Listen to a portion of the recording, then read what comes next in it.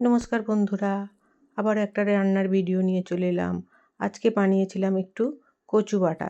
যদিও কচুটা আমার বাটতে লাগেনি, সিদ্ধ হতেই হয়ে গেছে। কচুটা আমি ছোট ছোট করে টুকরো করে আমি জলে সিদ্ধ বসিয়ে দিয়েছি। আর এটা আমি 15 মিনিটের জন্য সিদ্ধ করেছি। দেখুন 15 মিনিটের মধ্যেই আমার পুরো কচুটা সিদ্ধ হয়ে গেছে। যেহেতু এটা গাছের একেবারে টাটকা ছিল, তাই একেবারে খুব সুন্দর তাড়াতাড়ির মধ্যেই সিদ্ধ হয়ে গেছে। তারপরে কড়াটা ধুয়ে পরিষ্কার করে দুটো শুকনো লঙ্কা ভেজে নিয়েছি। ওই তেলের মধ্যেই ছোট ছোট 7-8 কোয়া রসুন দিয়েছি। রসুনটা একটু নেড়ে চেড়ে একটা পেঁয়াজ কুচানো দিয়ে দিয়েছি, সেটাকে আমি হালকা করে ভেজে নেব। আমার দেখুন রসুনটাও সিদ্ধ হয়ে গেছে বা ভাজা হয়ে গেছে, আর পেঁয়াজটাও ভাজা হয়ে গেছে। এখন ওটা আমি সবটাই এখন কচু ভাজা কচু সিদ্ধর মধ্যে নিয়ে অল্প একটু লবণ দিয়ে লঙ্কা আর কচু পেঁয়াজ সব একসঙ্গে মেখে নেব। আর এটা পুরো একেবারে নরম তুলোর মতো সিদ্ধ হয়ে গেছে, আর খুব টেস্টিও ছিল কচুটা।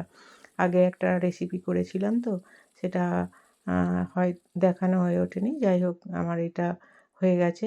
এখন আমি কচু বাটা দিয়ে আর একটু আমি পাতিলেবুর রস পছন্দ করি, সেই জন্য আমি লেবুর রস দিয়ে আর এই কচু বাটাটা অনেক অনেক সুন্দর খেতে হয়েছিল। আপনারাও একবার এইভাবে বানাবেন।